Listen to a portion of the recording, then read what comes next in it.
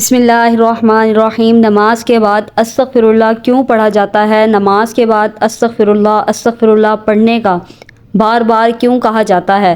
محترم ناظرین، نماز کے بعد استغفر اللہ کیوں پڑھا جاتا ہے، اس کی تفصیل آپ کے ساتھ ضرور شیئر کریں گے، لیکن اس سے پہلے ایک حدیث مبارکہ سن لیجئے۔ رسول خدا صلی اللہ علیہ وآلہ وسلم کا فرمان ہے، اس شخص کے لیے سعادت ہے جو اپنے اعمال لانے میں بہت استغفار پاتا ہے۔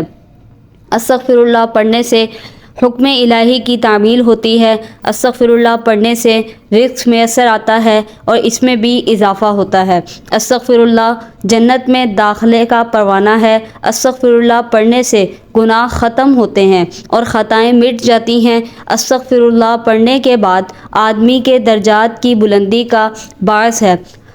پڑھنے سے بلائیں ٹل جاتی ہیں۔ استغفر اللہ پڑھنے سے دل کو پاکیزگی حاصل ہوتی ہے۔ استغفر اللہ پڑھنے سے بے اولادوں کو اولاد ملتی ہے۔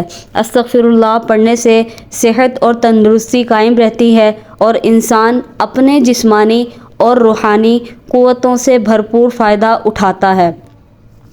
یہ اس بے بس آدمی کے لیے راہ کشادہ ہے جس کے لیے زمین تمام تر وسعتوں کے باوجود تنگ پڑ گئی ہے۔ وہ مایوس شخص جو اپنے آپ سے اکتا گیا ہے اور وہ پریشانی کے باعث تنگ دلی کا شکار رہتا ہے، استغفر اللہ اس کی مایوسی اور پریشانی دور کر کے اسے نئی زندگی عطا کرتی ہے اور فراخ دلی سے آشنا کرتا ہے۔ ایک مقولہ حضرت ابو بکر صدیق رضی اللہ عنہ کا بڑے کام کا ہے اور بڑا یاد رکھنے کا ہے۔ حضرت ابو بکر صدیق رضی اللہ عنہ فرماتے ہیں کہ جب کوئی شخص کام انجام دینے کے بعد 2 کلمے کہہ لے تو شیطان کہتا ہے کمر توڑ دی، اور وہ 2 کلمے یہ ہیں الحمدللہ اور استغفر اللہ۔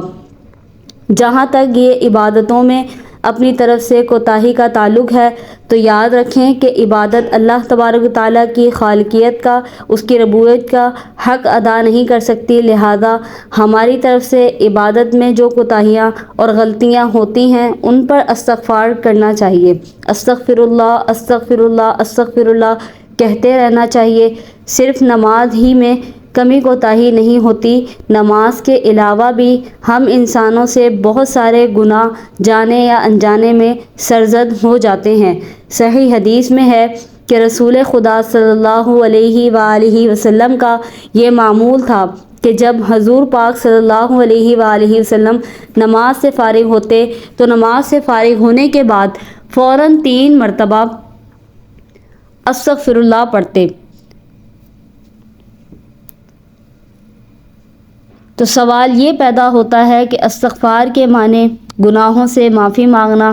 آدمی نے جب گناہ کیا ہو تو استغفار کرے، جب کوئی غلطی کی ہو تو معافی مانگے، اور جب کوئی گناہ کیا ہی نہ ہو تو نماز کے بعد استغفار کا کیا مطلب ہے؟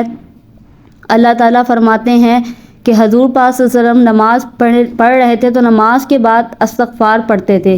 کیوں؟ وجہ در حقیقت یہ ہے کہ اشارہ اس بات کی طرف کرنا مقصود ہے کہ نماز تو بے شک ہم نے پڑھ لی، لیکن جیسا پڑھنے کا حق تھا وہ ہم سے ادا نہیں ہو سکا، لہٰذا ہماری نماز میں جو کوتاہی اس پر ہم استغفار کرتے ہیں۔ حضرت عائشہ صدیقہ رضی اللہ عنہا نے نبی کریم صلی اللہ علیہ وآلہ وسلم سے پوچھا، یہ عجیب بات ہے کہ ساری رات تو کھڑے ہو کر اللہ تعالیٰ کی عبادت کرتے رہے تو صبح کو استغفار کس بات کا کرتے ہیں، اپنے گناہوں کا یا کسی اور بات کا؟ تو نبی کریم صلی اللہ علیہ وآلہ وسلم نے ارشاد فرمایا، اے عائشہ صدیقہ رضی اللہ تعالیٰ عنہ، وہ استغفار اپنی رات کو کی گئی عبادت کی وجہ سے ہے کہ رات کو کی گئی عبادت میں اے اللہ آپ کی ربوبیت کا حق ہم سے ادا نہیں ہو سکا، اس واسطے ہم اس پر استغفار کرتے ہیں۔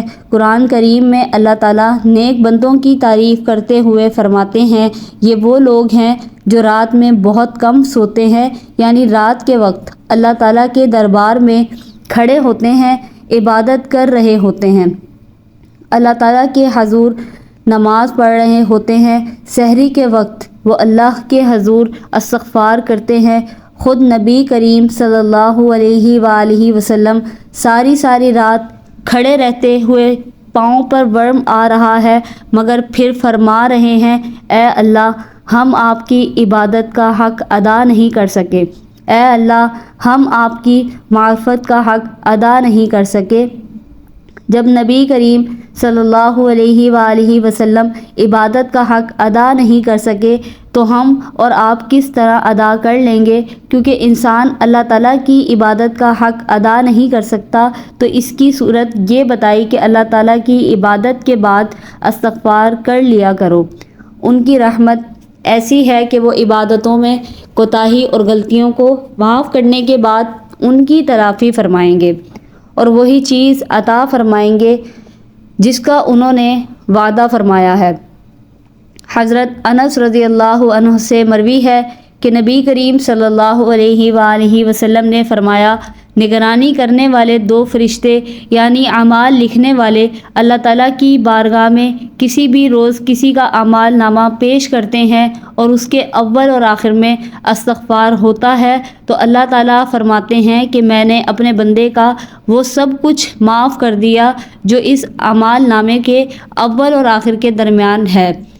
شیطان کا حربہ عبادت کے بارے میں 2 ہی قسم کا ہوتا ہے۔ ایک حربہ اس کا یہ ہوتا ہے کہ وہ عبادت کے بارے میں بندے کو کبر نازم میں مبتلا کر دیتا ہے کہ میں بڑا عبادت گزار ہو گیا ہوں، میں نے اللہ کی بڑی عبادت کی۔ بندے کے دل میں عبادت پر ناز اور گھمنڈ پیدا کر دیتا ہے تو الحمدللہ کا لفظ شیطان کی کمر توڑ دیتا ہے کہ جو میں نے کیا در حقیقت توفیق کسی اور کی ہے، یہ سب کچھ اسی کی عطا ہے۔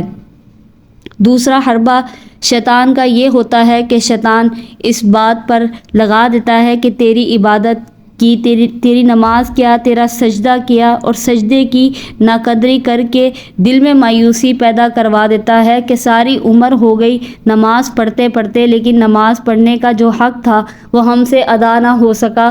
جب وہ حق ادا نہیں ہوتا تو نماز پڑھنے کا کیا فائدہ؟ یہ مایوسی شیطان دل میں پیدا کرتا ہے۔ اس کا علاج حضرت ابو بکر صدیق رضی اللہ عنہ نے استغفر اللہ کے ذریعے بتا دیا کہ عبادت میں جو کوتاہی ہو اس پر اللہ سے استغفار کرو۔ ایک حدیث مبارکہ میں جناب رسول صلی اللہ علیہ وآلہ وسلم نے ارشاد فرمایا کہ جو کوئی استغفار کو لازم پکڑ لے اللہ پاک اس کے لیے ہر تنگی میں آسانی، ہر غم سے دوری کا سامان پیدا فرمائیں گے اور ایسی جگہ سے رزق نصیب فرمائیں گے جہاں اس کا گمان بھی نہیں ہوگا۔ دوسری حدیث مبارکہ میں ارشاد فرمایا گیا ہے کہ قیامت کے روز جو شخص اپنے نامہ اعمال میں استغفار کی کثرت پائے اس کے لیے خوشخبری ہے۔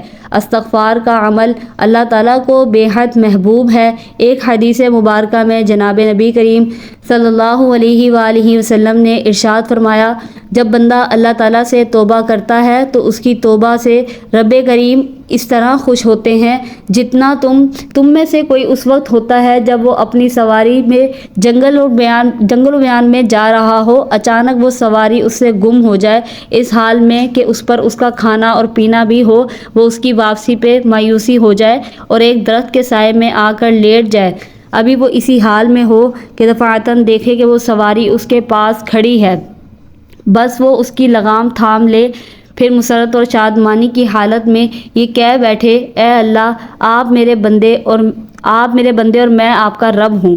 جناب رسول صلی اللہ علیہ وآلہ وسلم نے اپنے مبارک عمل سے بھی امت کو استغفار کی طرف متوجہ کیا۔ ایک حدیث میں ارشاد فرمایا، اے لوگو اللہ کے سامنے توبہ کرو، بے شک میں بھی دن میں 100 مرتبہ توبہ کرتا ہوں۔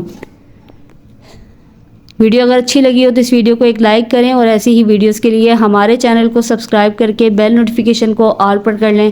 شکریہ مجھے سننے کا۔ اللہ حافظ۔